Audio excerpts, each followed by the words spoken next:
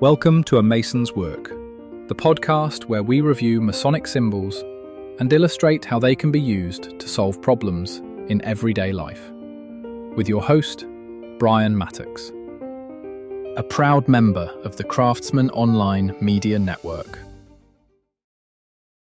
So last week we talked about your work, getting your work done, whatever that might be. And the hard part in many cases about that is for some of us, we have no idea what our work is. And when I say our work, I don't typically mean just your vocation.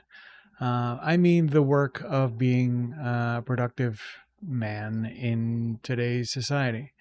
And or woman, as the case may be. But the understanding of what that work is a little bit difficult. So we'll start kind of around the edges with the easy stuff.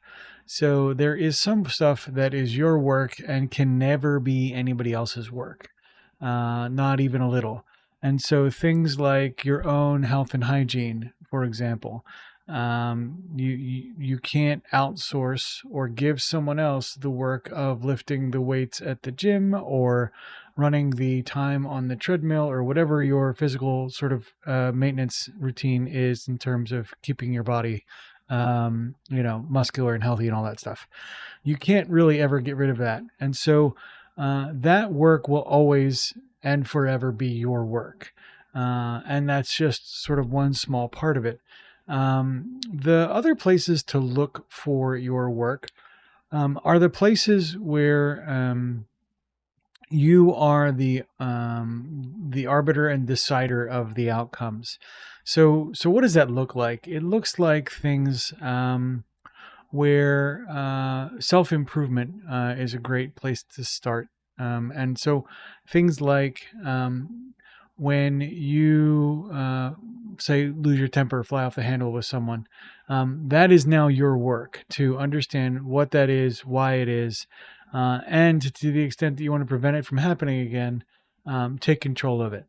There are some natural sort of processes in doing your work that you'll find emulate other understandings from other people.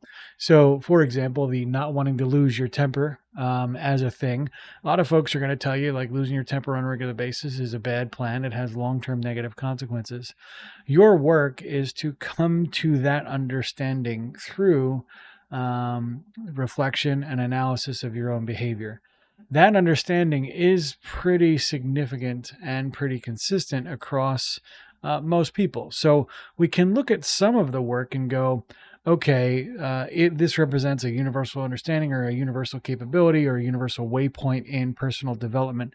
And those waypoints, you can understand them intellectually, but a lot of that has to come from understanding them from an internal the difference between knowledge and wisdom kind of perspective.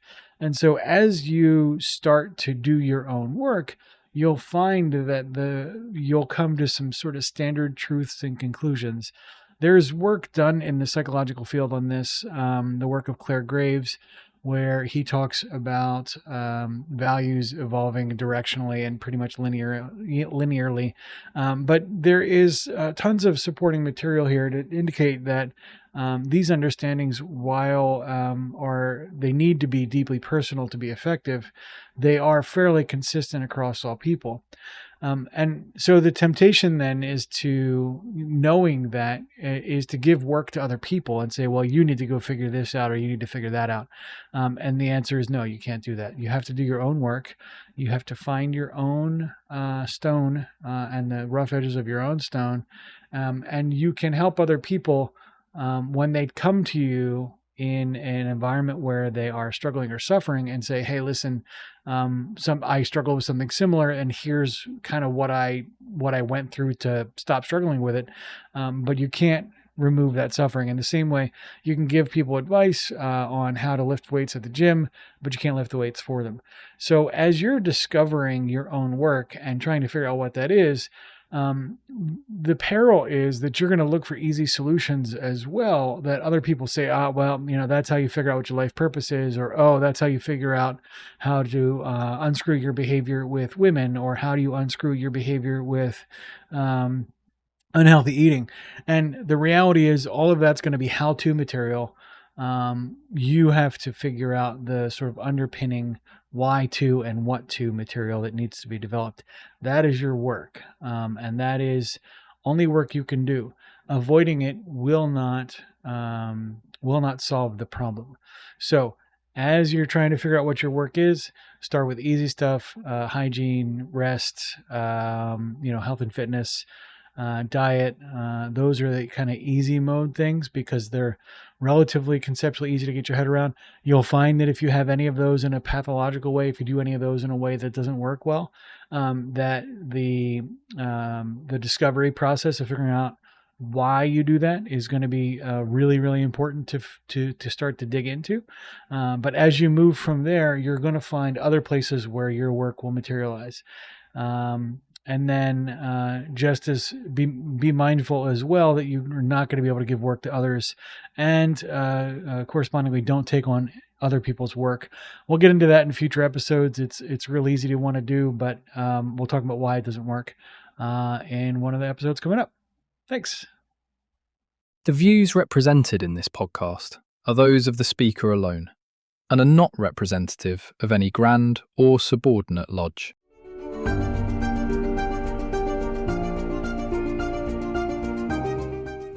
Hi, Brian here. I wanted to thank you so much for listening to this episode. If you have any suggestions or guidance for further episodes you'd like to see or hear, whatever the case may be, please don't hesitate to reach out to me at amasonswork.com, and we will try and incorporate your suggestions into a future recording. Thanks.